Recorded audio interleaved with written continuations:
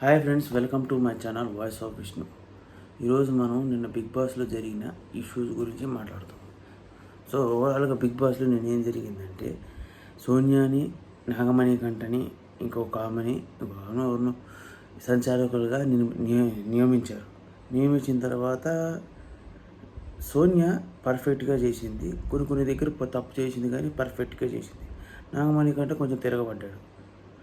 So Sonia గురించి చెప్పాలంటే, సోనియా ఇప్పుడు పర్ఫెక్ట్గా పర్ఫెక్ట్గా చేసింది. అంటే కొంతమందికి బాగా సోనియా మీద నెగిటివిటీ ఎక్కువ ఉంది కదా. సో ఈ దాంట్లో నేను కూడా నెగిటివ్ పాయింట్తోనే చూశాను. కానీ ఆ బెలూన్ టాస్క్లో పర్ఫెక్ట్గా చేసింది. ఇది సంచాలకుగా అందరు కరెక్ట్గా జడ్జిమెంట్ చేయడం, ఎవరిని కాంప్రమైజ్ చేయడం అంతా చేసింది. నాగమణి కంటే కూడా అంతే. సో ఈ డీటెయిల్స్ అన్నీ ముందుగా వీడియోలో చెప్తాను. So let's get in to the video. So మీకు వీడియో నచ్చితే లైక్, షేర్, సబ్స్క్రైబ్ చేసుకోండి.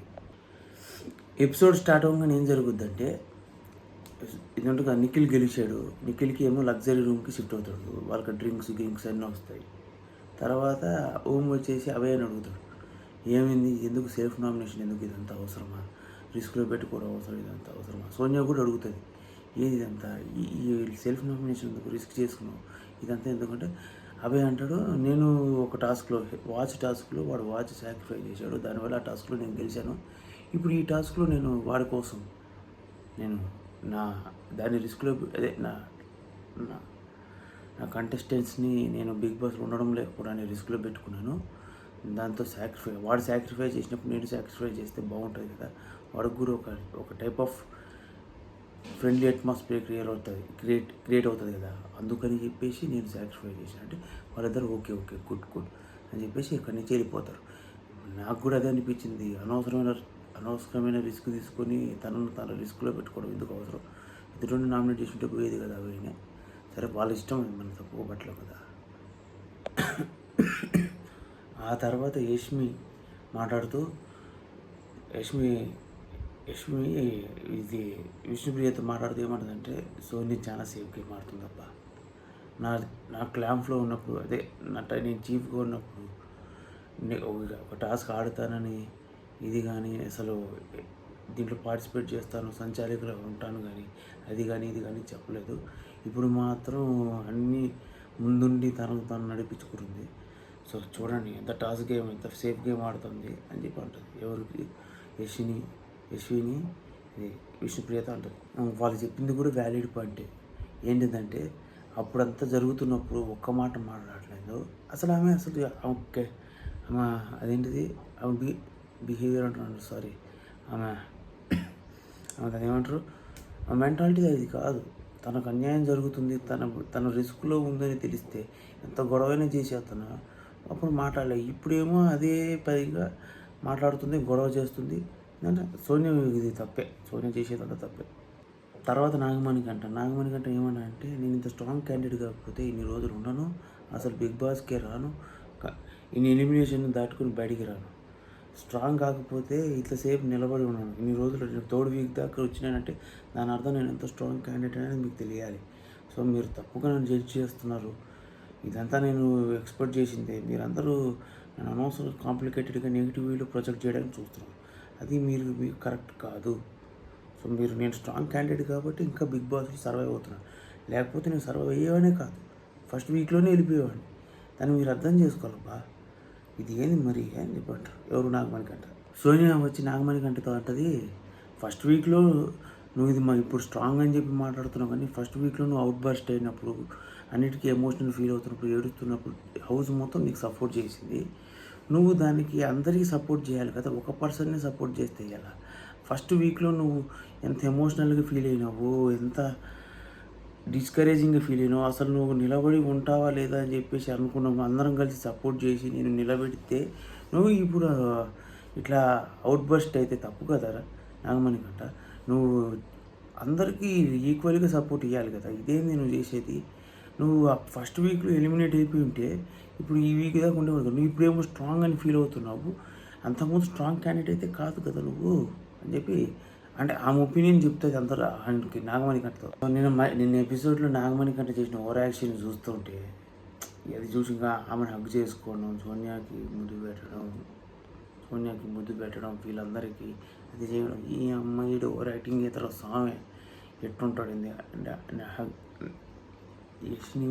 యశ్విని సరే పేరు యశ్వినిని వెనక నుంచి హగ్ చేసుకోవడం, సోనియాని ముద్దు పెట్టడం, ఇది చేయడం, ప్యాంపర్ చేయడం, కాఫీ తెచ్చిస్తాను, ఇది చేయడం అని చెప్పి అప్పుడు ఈడేంద్ర స్వామి ఇట తయారయ్యాడు.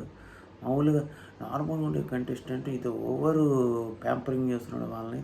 వీడు ఏం డిసైడ్ అవుతున్నాడో అసలు వీడి ఏం ప్లాన్ ఏంటో నాకు అసలు అర్థం కూడా కాలేదు. ఎందుకు విషయం విచిత్రంగా అనిపిస్తుంది.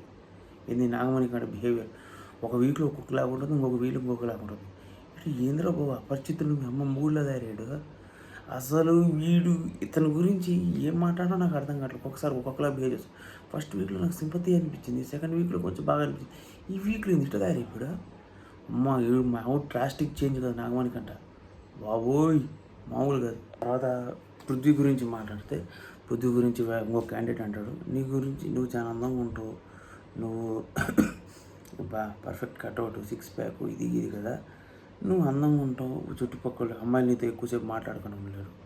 సో నిజమే అది సీరియల్స్లో కానీ ఎక్కడైనా సరే అతను చూస్తుంటే నిజంగా అనిపిస్తుంది. ఎందుకంటే ఈ ఓవరాల్గా ఈ 3 వీక్స్లో నాకు అనిపించింది ఏంటంటే పెద్దగా ఏమో చేంజ్ అనిపించలేదు. చుట్టుపక్కల అదే ప్రతి అమ్మాయి వచ్చేసి అది మాట్లాడడం పెద్దగా నామినేట్ చేస్తాడు, వెంటనే మాట్లాడతాడు అతనితో. అదేందో నాకు అర్థమే కావట్లేదు. మెయిన్గా విష్ణుప్రియ అయితే కూడా అదే చెప్తుంది కదా, నా బాయ్ ఫ్రెండ్ కూడా ఉండాల్సిన క్వాలిటీస్ నీలో ఉన్నాయి, ఫస్ట్ బాయ్ ఫ్రెండ్ అది అని. సో వీళ్ళు అందరూ ప్రతి అంటే నాకు ఏందో అర్థం కావట్లేదు. వీళ్ళేంది ఇట్లా నామినేట్ చేస్తారు మళ్ళీ అతనితో మాట్లాడతారు. ఏమోలే mentality different kind of mentalities, ఎవరి మెంటాలిటీస్ మనం అర్థం చేసుకోలేం కదా బిగ్ బాస్లో. ఆ తర్వాత ఇలానే ఒకరిని ప్యాంపర్ చేసుకోవడం, ఒకరిని పెంచుకోవడం, ఒకరిని మాట్లాడుకోవడం జరిగింది. తర్వాత ఇదంతా గొడవ జరిగింది. తర్వాత ఒకరినొకరు నామినేట్ చేసుకున్నారు. తర్వాత క్లామ్స్ డివైడ్ చేసి బెలూన్ గేమ్ ఆడిపించారు. బెలూన్ గేమ్లో ఒకరినొకరు గట్టిగానే ఆడారు. తర్వాత తనని సోనియాని సంచాలికలుగా నిర్మించారు, నాగమణి కంటని సంచాలికలు నిర్మించారు. సోనియా కొంచెం గట్టిగానే జడ్జిమెంట్ చేసింది. తర్వాత ఒక గెలిచిన వాళ్ళకేమో ఇవన్నీ ఎక్స్ట్రా బర్డెన్స్ అవన్నీ ఇచ్చారు, ఎక్స్ట్రా ఎవరిని నామినేట్ చేయాలి ఇవి చేయాలని ఇచ్చారు. ఈ ఎపిసోడ్ ఓవరాల్గా చూస్తుంటే మన నామినేషన్ ఆఫ్టర్ జరిగిన డిస్కషన్స్ గురించి కానీ వీటి గురించి కానీ గట్టిగా మాట్లాడుకున్నారు. ఆ డిస్కషన్లో ఎందుకు నామినేట్ చేశాను, ఆ నామినేషన్ పర్వమే ఎక్కువ నడుస్తున్నట్టుంది ఈ వీక్స్లో.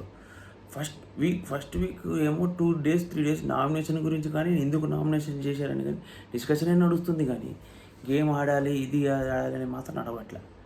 ఓవరాల్గా ఈ ఎపిసోడ్ అంతా అలా డిస్కషన్స్, వాళ్ళ ప్యాంపరింగ్స్, నాగమణి కంటే హగ్స్, ఇంకా అవి ఇవి వాటి గురించే నడిచింది. తర్వాత టాస్క్ ఏమో కొంచెం నడిపారు. ఆ టాస్క్ ఏమో కొంచెం నడిపారు. ఆ టాస్క్ కూడా ఒకరొకరు కొంచెం గట్టిగా అరుచుకోవడం, తిట్టుకోవడం, ఆ బెలూన్స్తో ఆడుకోవడం ఇదంతా జరిగింది. ఈ ఎపిసోడ్ అంతా కొంచెం గందరగోళంగా ఎక్కువసేపు మాత్రం ఆ డిస్కషనే నడిచింది. సో ఫ్రెండ్స్, మీకు కానీ ఈ వీడియో నచ్చితే లైక్ చేసి subscribe to my channel voice of Vishnu.